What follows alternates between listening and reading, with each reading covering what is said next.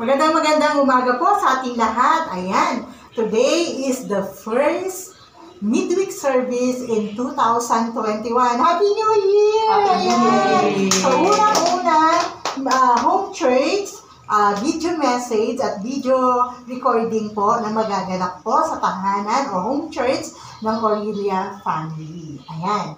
So, Sister Ding, sino po ang leader ng Aurelia Home Church? Ako po. Okay, so si Sister Ding ang ating leader ng home church ng ating pong home church na ito at sila po ay PEN 2. At ang duty pastor po nila ay si Pastor Mirna.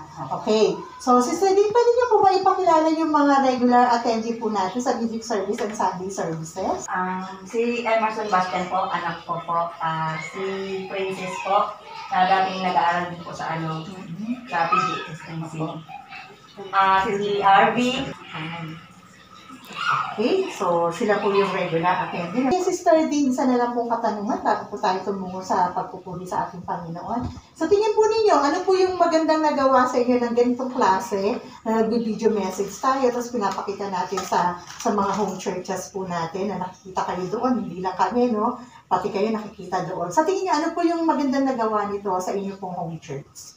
Ang maganda pong nagawa nito is hindi na namin kailangan nakaredy na po yung kakantahin. Tapos, dahil pandemic nga, di pa hindi nila kakalabas sa mga bata. Through TV na lang po namin na ini-play po pag lalo na pag po sa mga children sa ministry. Okay. So, nag-children ministry. Opo, sa at yung bonding ng family, yes, no? So, nagkakaroon kahit ng pagbabanding. Kahit pandemya, hindi na putol yung ating pag-worship sa yes, lalo na napakalagay niya sa mga bata. And thanks God, ito yung church home church na napasukan ko na nagsabi na sila ay nanonood din ng Children Ministry Home Church. Okay, praise the Lord! So, ayan, magaling ang nagawa ng home church natin talaga. Ito ay kaisipan ng ating senior pastor, Reverend David G. So, siguro, ready na tayo na magpuri sa ating Panginoon. Amen? Are you ready to worship the Lord? Amen. Kaya mag-worship natin ng Lord with our best heart. Amen? Kaya pwede tayong sumayaw, pwede tayong umawit at tataas ang ating mga kamay. And today, kasama po natin sa ating video home church dito sa Aurelia Home Church ay ang ating music team, Sister Lotlot, ang ating singer, Sister Lotlot Pascual, na nagbabalik. At nagbabalik din si Kuya Michael. Amen! So, and of course, kahit hindi po niya nakikita ang ating videographer, of course, poging-pogi po yan. At saka, napaka-faithful po yan. Amen? So, ready na tayo na mag-worship. Taas natin ating mga kamay at mag-ready na rin po kayo dyan sa inyo pong mga home church. Tayo po umawit sa oras na ito. Magpalakpakan po tayo at nakasayaw sa oras na ito. Sabay-sabay na po tayo umawit.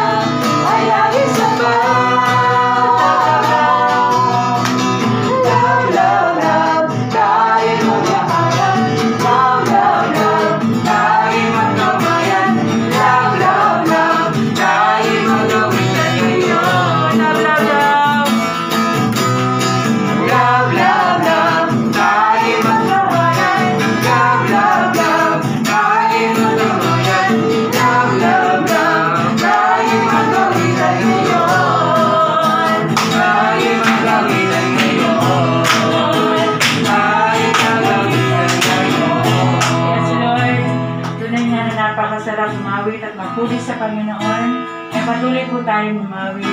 Papurihan natin, mataas mapuri ang ating Panginoon. Sabay-sabay po tayo na magalak at magpuri sa Panginoon sa oras na ito. Upang pagpalain niyang tahanan ito na patuloy na bigyan niya ng pag-asa at kapayapaan ng tahanan sa pagpapala mula sa iyo. Maraming salamat, Panginoon. Tunay mo, napakabuti mo sa buhay ng bawat isa. Pupurihin ka, O Diyos, ang aming alay ay pagsamba. Kalwalatian, Kaluwalhatian, buong karangalan, kapangyarihan mo'y walang katulad. papurihin ka, Diyos. Pupurihin ka, O Diyos, ang aming alay ay pagsamba. Kaluwalhatian, buong karangalan, kapangyarihan mo'y walang katulad. Ikaw ang tunay na Diyos, ika'y walang katulad, ika'y nag-iisa, ikaw lamang, wala nang iba. Sa'yo ang aming awit, dinggin ang aming tinig, isisigaw sa buong mundo.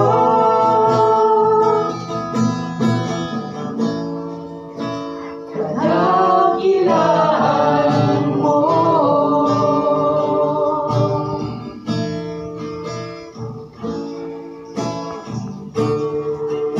Pupurihin ka, O Diyos, Sa Lord Jesus.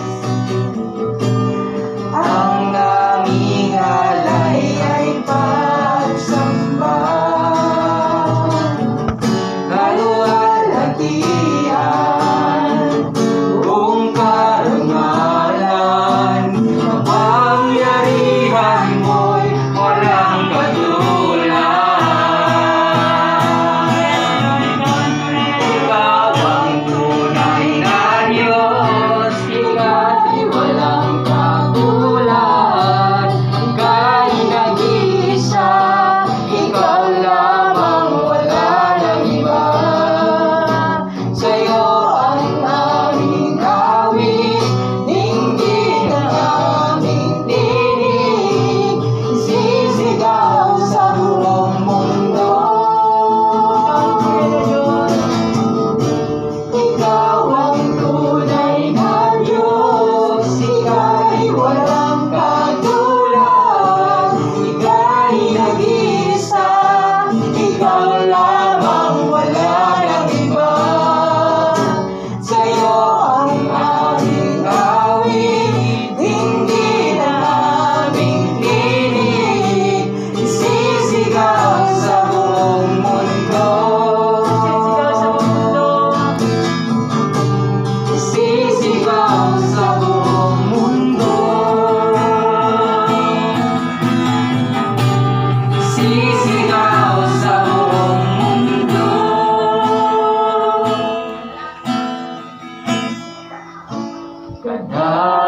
Kadakilaan mo.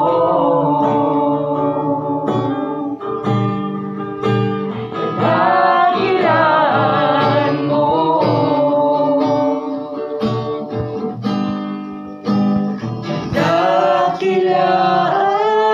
Kadakilaan Hiling ko po na manguna sa ating panalangin ang leader ng Home Church Aurelia, Sister D. Father God, salamat po sa araw na to, sa pagbisita mo po sa aming mga tahanan. Lord, patawad po sa mga pagkukulang at pagkakasala namin. Thank you, Lord, na hindi mo kami pinapabayaan.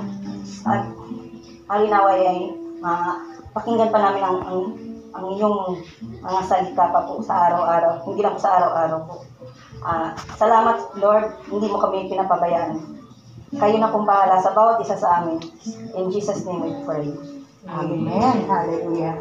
Ayan. So, thank you po sa prayer po ng ating leader na si Sister Jean. So, this time po, to complete our worship to our God ngayong midweek service, of course, we need na tanggapin natin ang salita ng Diyos. Kaya, Home Church Aurelia, handa na ba kayo na makinig ng salita ng Diyos? Handa. Amen.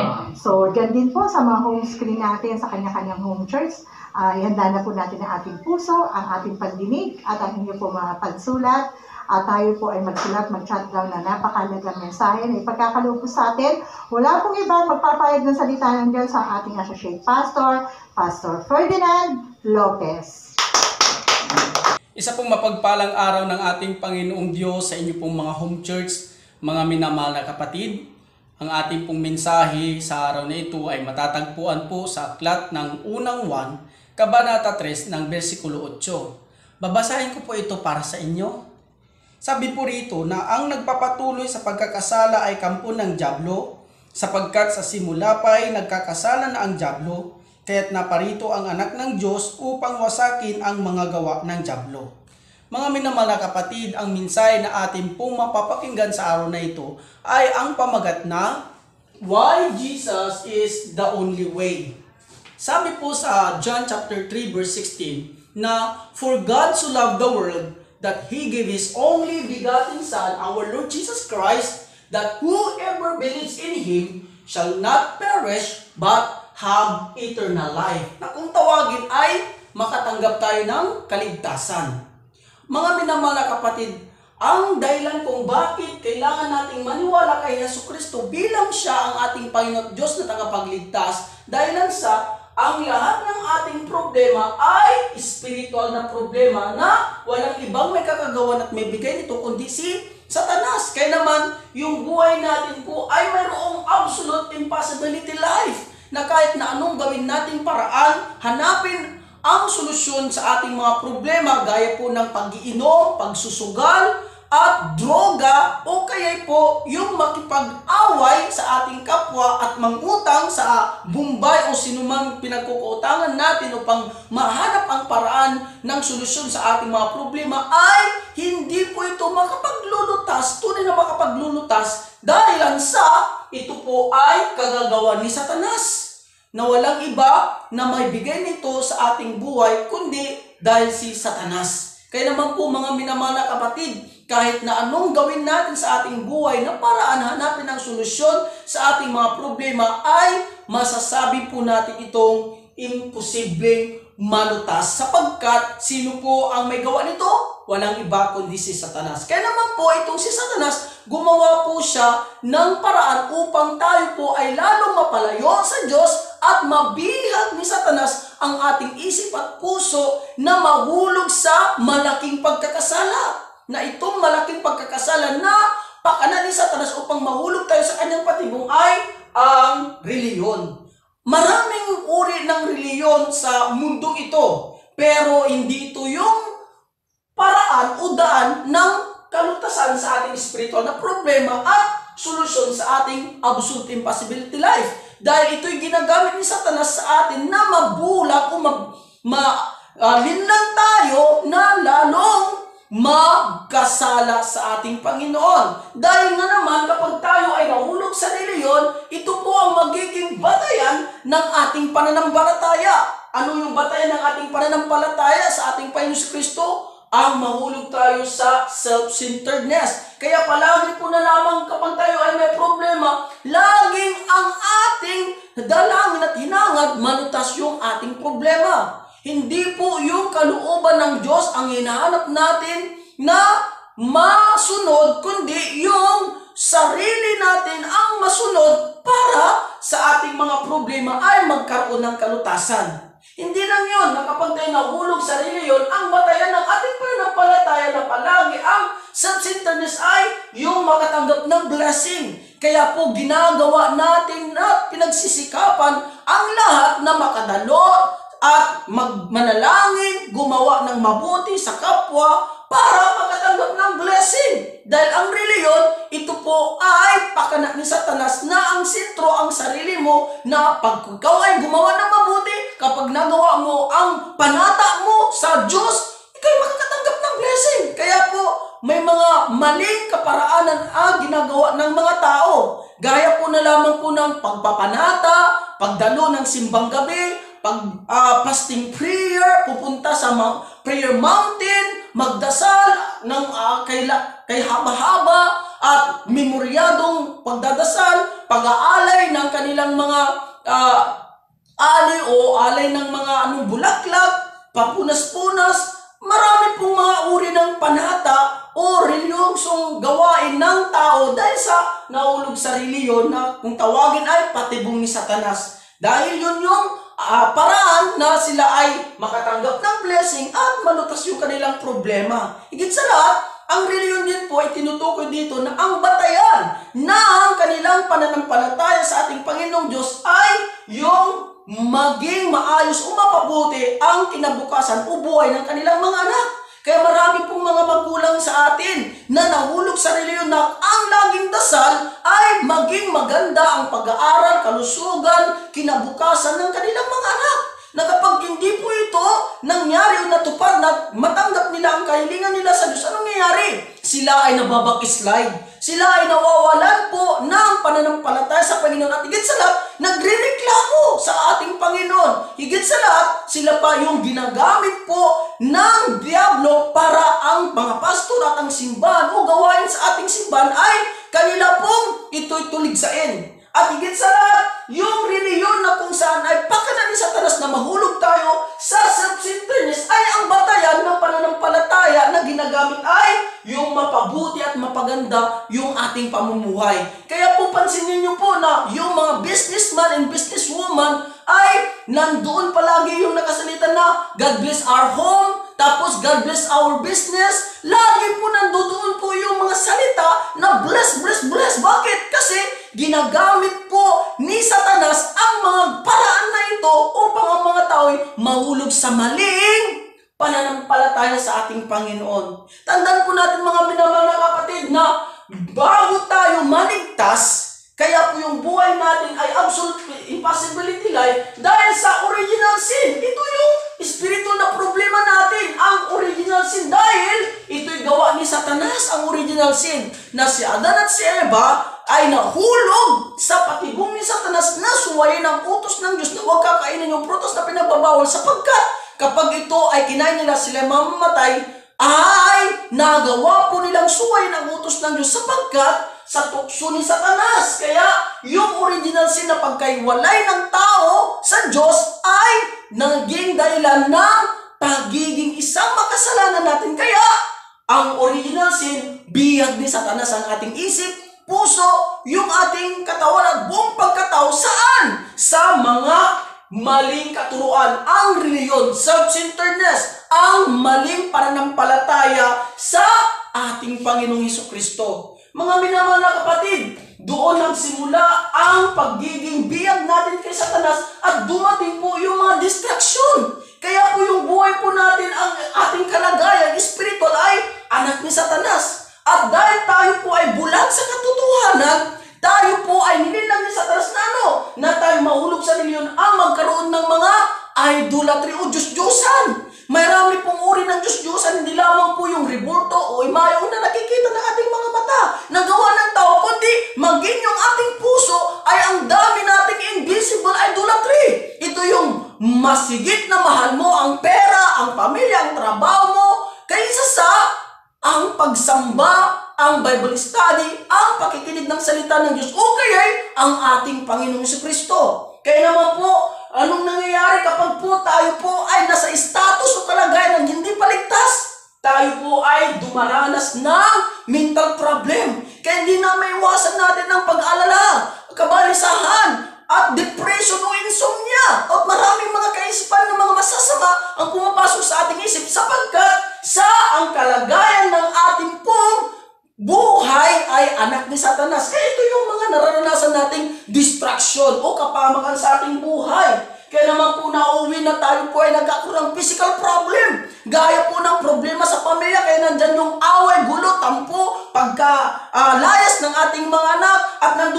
financial problem, business bankrupt, at yung study problem, at sakuna, karamdaman, coronavirus, gera, at bagyo, lindol, sakuna, lahat ng yan ay dahil sa ang estado ng ating kalagayang spiritual ay hiwalay ka sa Diyos dahil sa kasalanan, kaya naging anak tayo ni Satanas. At anong nangyayari kapag hindi ito nalutas? Sa pamamagitan po ng reliyon, pumubulong na lamang po ni Satanas sa atin na tapusin, magsumis at magpakamatay. Para ano? Para may madala o makasama siya sa impyerno pagdating ng paghukom. At ito ang napakalaking problema. Hindi lang po doon nagtatapos ang maling pananampalataya na kung saan ay ito yung patibong gawa ni Satanas sa estado natin na hindi ligtas, kundi ito pa po ay mamanahin ng ating henerasyon. Third to fourth generation ay tatanggapin yung curse na ito. Ano yung curse? Original sin, which is captured tayo ni Satan sa lahat ng mga problema, kahirapan sa ating isip, sa ating physical na katawan, sa ating buhay, na kung saan ay ito ay matatawag na absolute impossibility life. Kaya naman po mga minamahal na kapatid, ito po ang daan kung bakit si Jesucristo ang tanging tagapagligtas natin, dahil si Jesucristo lamang po ang nakapaglutas ng ating pangunahing problema. Ng ating pangunahing problema po ay hindi po financial problem, hindi po family problem, hindi po trabaho problem, hindi po study problem, hindi po coronavirus problem, kundi ang fundamental problem natin ay nagmula pa po ito kay Adan at Eva na original sin, ang pagkaiwalay natin sa Diyos ang dahilan kung bakit tayo ay naging makasalanan. Kaya bihag ni Satanas ang ating isip at puso na binibigyan niya ng samut-saring mga kahirapan ang mga problema. Kaya naman mga minamahal na kapatid, tanging si Jesucristo lamang po ang tanging daan o kaparaanan ng kasagutan, solusyon sa ating fundamental problem, dahil ang kwalifikasyon o kanyang katibayan na siya ang tanging tagapagligtas natin ay una, siya lamang ang nakatalo sa kapangyarihan ng Satanas. Dahil si Satanas ay spiritual na nilalang, tayo ay physical na tao na may katawan, wala tayong kayang pangtapat at panglaban o kapangyarihan na ipaglalaban kay Satanas. Na tanging makakapagtalo lang kay Satanas ay walang iba kundi si Jesucristo. Bakit? Kasi siya is Diyos na makapangyarihan sa lahat. Amen? Sabi po doon, di ba, sa unang 1, Kabanata 3, versikulo 8, na naparito ang anak ng Diyos upang wasakin si Satanas ang diablo, na siyang nagdahilan kung bakit tayo ay may spiritual na problema na sa ngayong buhay natin ay imposible natin malutas. Pero magiging posible lamang ito kung si Jesucristo ay nasa ating puso na tinatanggap siyang ating tagapagligtas. Pangalawa, kung bakit si Jesucristo ang tanging solusyon o kasagutan sa ating spiritual na problema at magkaroon tayo ng posibleng buhay sa ating absolute impossibility life, dahil siya ay Diyos nagkatawang tao. Dahil sa original sin, lahat tayo mamamatay at pupunta sa impyerno. Pero hindi hinayaan ng Diyos na iyon upang tayo ay mapunta sa impyerno, dahil sa pag-ibig niya sa atin, kaya ibinigay niya ang kanyang bugtong na anak. At siya ay si Jesucristo sa paanong paraan? Sa pamamagitan ng kanyang pagkatawang tao. Dahil kung hindi magkakatawang tao ang Diyos, walang mag-isang sakripisyo sa krus. Amen? Mulas nung tayo po ay nagkasala, nabiyag na tayo ni Satanas, bigyan tayo ng samut-saring problema, kaya absolute impossibility life.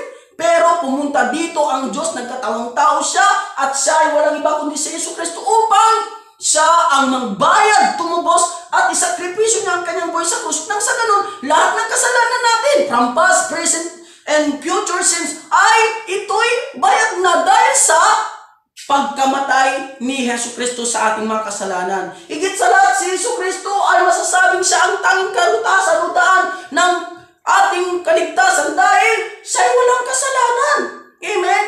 Ang magiging tagapagligtas dapat natin ay walang kasalanan, kasi kung may kasalanan siya, hindi siya karapat-dapat na magtubos sa ating mga kasalanan. At sumunod ay hindi dapat sa lahi ni Adan, dahil kung lahi ni Adan si Jesus Christ, siya po ay may original sin, hindi siya magiging tagapagligtas natin. At ang ebidensya o katibayan na siya po ay tunay na kaligtasan, kasagutan sa ating spiritual na problema at baguhin yung ating absolute impossibility life sa posibleng buhay na malutas ang ating mga problema ay siya'y namatay at muling nabuhay upang pagtagumpayan yung pinakamalaking problema natin na kamatayan. Kaya mga minamahal na kapatid, ang layunin o purpose kung bakit natin maniwala kay Yesu Kristo dahil sa anim na ito na katibayan niya siyang tanging tagapagligtas na makapagbibigay sa atin ng kaligtasan at regalo ng Diyos na buhay na walang hanggan. Kaya naman po mga minamahal na kapatid, ito po ang dapat nating tandaan kung ano po ang tunay na kaligtasan. Dahil ang tunay na kaligtasan ay kailangan malaya ka sa mga distraction na ito. Kailangan malaya ka sa pagiging anak ni Satanas, sa paggulong mo sa katibong ni Satanas, sa self-centeredness, ang idol worship, at malaya ka dapat sa mental problem. Wala ka na dapat alalahanin pangamba at takot at pangamba. At wala ka na rin sa problema na sa physical, financial, relationship, bankrupt, at wala ka na rin pong maisip na magpapakamatay. At higit sa lahat, putol na yung sumpa ng henerasyon na ipamamana pa ang mga ganitong kahirapan. Dahil si Yesu Kristo ang iyong tagapagligtas, malaya ka na sapagkat ligtas ka na. Amen? Dahil sa original sin, consequential sin, ancestor sin, dito nagmumula yung mga distraction. Pero, dahil si Yesu Kristo ay tinanggap mo siya bilang tagapagligtas mo, malaya ka po na dito sa mga distraction na ito. At pangalawa, ang ibig sabihin ng kaligtasan na mayroon ka kay Yesu Kristo, hindi ka lang malaya sa mga distraction gaya ng mga nabanggit dito na anim sa original sin, consequential sin, ancestor sin, kaya ito yung nararanasan mo, malaya ka na rito, hindi lang doon, kundi malaya ka na rin po sa tinatawag na destiny. Kaya po si Job, inalimbawa na lamang po si Job doon sa Biblia, na isa-isang araw, itong si Satanas ay ninakaw niya, winasak niya, sinira niya ang buhay at mga ari-arian ni Job. Pero si Job ay napagtagumpayan niya ito dahil sa matibay niyang pananampalataya. Na ano yung pananampalataya ni Job? Bakit niya napagtagumpayan ang mga pakana, ang imposibleng buhay na pakana ni Satanas ni spiritual problem? Dahil sa kanyang pananampalataya. Na ang pananampalataya ni Job, sabi niya, hubad akong ipinanganak, hubad din akong babalik sa lupa. At ang Diyos ang nabigay, Diyos din ang babawi nito. Ang Diyos ang kanyang tanging kasagutan sa kanyang buhay. Kaya sabihin mo rin po sa iyong problema na si Yesu Kristo ang kasagutan ng aking spiritual problema at ang aking absolute impossibility life. Bakit? Dahil si Yesu Kristo ay tinapos niya na sa krus ng Kalbaryo kailan? 2,000 years ago. Ang sabi ni Jesus Christ, it is finished. Kaya bago pa dumating yung mga problema natin na masamot-saring problema na kung saan ito ay nagmula sa kaya danak ni Eva, original sin, ang pangunahing problema ay tinapos na ni Jesus Christ para sa atin. Kaya pag dumating yung problema, mayroon ka ng assurance of victory. Sabi mo nga mga minamahal na kapatid sa katabi mo, ikaw ay isang taong mapagtagumpay. Amen? Because I am the child of God. Amen? I am more than conqueror. Amen? Because Christ lives in me and I have the power and authority to fight and defeat the works of Satan in our lives. Amen? Mga minamahal na kapatid, ang destiny na tinitawag ay yung nakafix na oras, araw, taon, at panahon na hindi mo maiwasan. Gaya ng aksidente, gaya ng sakit, gaya ng problema sa pera, problema sa anak, problema sa pag-aaral, lahat ng uri ng mga problema na nakapix na nagawa ni Satanas, ito ay magiging malaya ka na. Bakit? Kasi mayroon ka ng absolute solution sa iyo spiritual problem. Sino siya? Walang iba kundi si Jesus Christ, the only way to our fundamental problem. Amen? At sumunod, mga minamahal na kapatid, ang kaligtasan na tinutukoy ay hindi ka na mapapasa impyerno, kundi ikaw pagka namatay ay uupo sa kaharian ng Diyos bilang kanyang tagapagmana. At higit sa mga kapatid, ang ebidensya kung bakit tayo po ay may tinatawag na kaligtasan ay yung himala sa ating buhay na araw-araw na pagtatagumpayan natin ang mga pakanan ni Satanas na mga problema at kahirapan. Kaya ugaliin po natin sa ating buhay na palaging i-confess sa ating labi na it is finished. Amen? Jesus Christ proclaimed all our problems and difficulties which is intervened by Satan, spiritual problem na ang tawag ay absolute impossibility life ay it is finished. Amen? Mga minamahal na kapatid ko sa Panginoon, sa araw na ito, kailangan po nating magpasya na panghawakan lamang po ang absolute answer o absolute value na si Jesus Christ lamang ang pinanghawakan nating absolute solution sa ating spiritual problem. Dahil kung hindi, maulog po tayo sa tinatawag na religion na ang standard kung bakit po tayo ay nahulog sa religion dahil sa self-centeredness.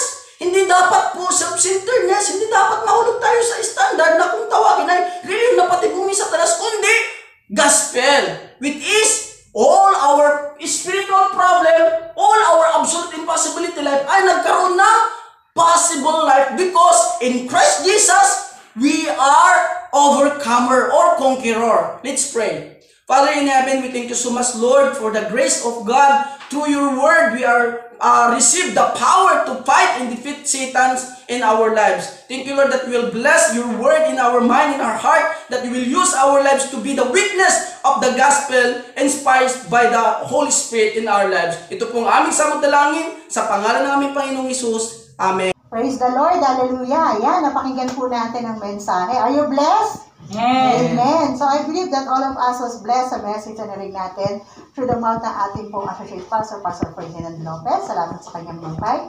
And so this time, tayo po ay tutungo sa napakalagang anunsyo ng ating pong araw na ito. So makinig po tayo kasi para hindi po tayo nahuhuli sa ating pong mga announcement. Lalo na po napakahalaga po ngayon kasi katatapos lang din po namin na nag-meeting kay Pastor Lee nung Monday. Oo, natapos po kami. At syempre, tinanong po niya kung anong kaganapan.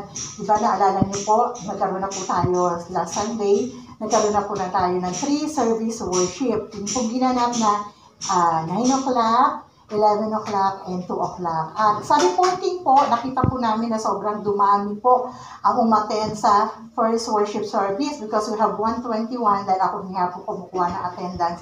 121 po sa unang service. Second service po natin, naging 102 at yung third service natin, napakaunti. 38 lang ang umattend. That's why, dahil po dyan, binabago na po ulit na ating senior pastor ang ating pong attendance or schedule. Sorry to say, kasi po hindi naging effective yung last session natin, kakaunti. So sayang naman yung pagpunta natin doon, tapos magbubukas tayo syempre ng aircon. Kaya babaguhin po natin. Kaya naman tonight or kung may nakita na po kayo na pinasa si Pastor Lee, this time po, hindi na po tayo magsasurvey 10 by 10. Meaning to say, isan lang po ang survey natin at ang senior pastor po ang magsisend niyan sa TGSCA all members. Maaring nakita nyo na. At ito po ay may schedule, kailangan nyo pa rin po. Ito po usapan na po talaga ito na Christian to Christian kailangan faithful na po yung pagpakinig natin at paalalahanan naman siguro kayo ng mga duty pastor. So again po, magkakaroon na po tayo pa rin ng 3 worship service this coming Sunday. But papalitan na po natin yung ating schedule. Ang una pong schedule ay mangyayari po ng alas 8:30 ng umaga. Matatapos po yan ng 10 o'clock. Again, first session po, 8:30 hanggang 10. At ang presiding po niyan ay si Pastor Ferdinand Lopez. Sa second worship naman po, ay gaganapin po natin ng 10 o'clock hanggang 11:30. Mas maaga na yung second worship ngayon, hindi na 11:10 to 11:30. At doon naman po, ang magiging presiding po niyan, ako po, Pastor Olivia, ang presiding ng second worship.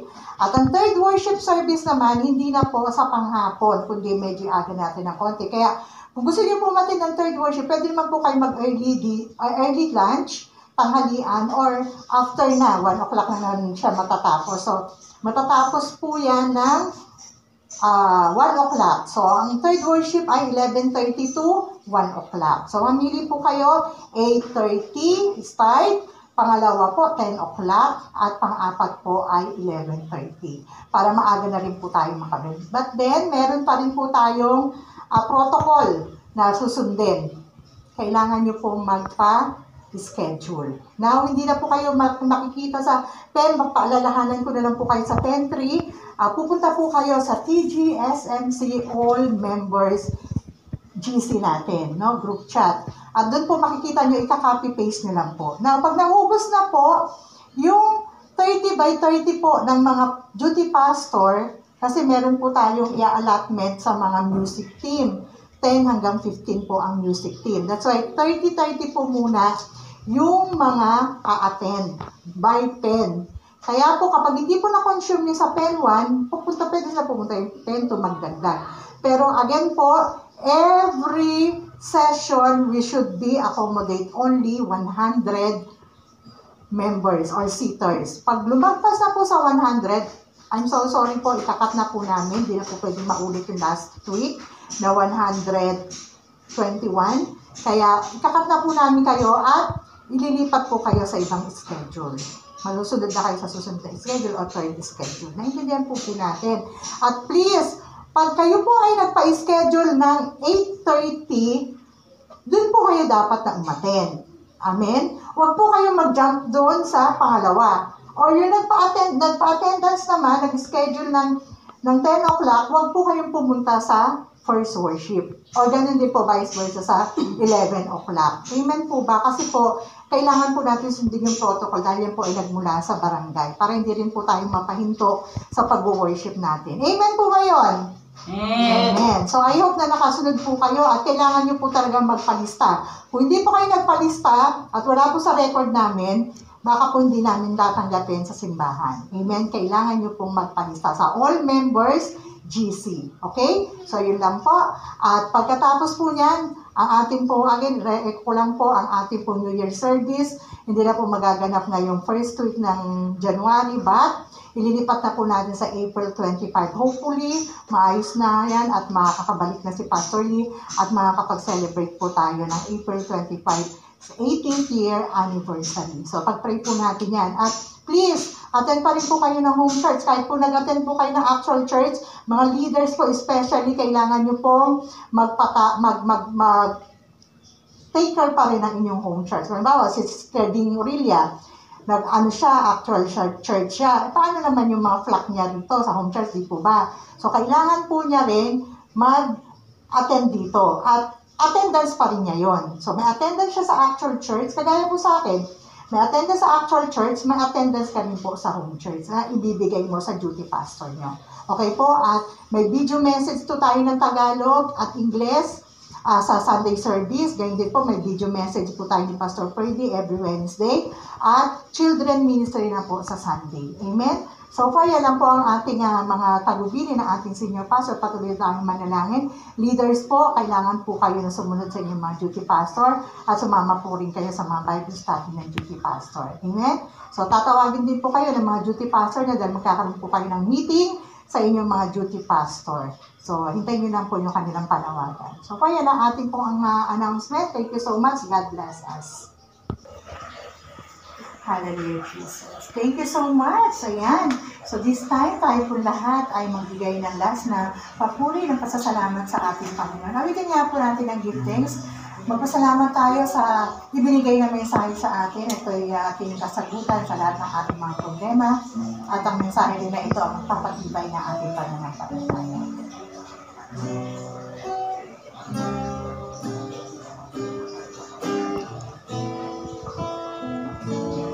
Give thanks with a grateful heart. Give thanks to the Holy One. Give thanks because His Spirit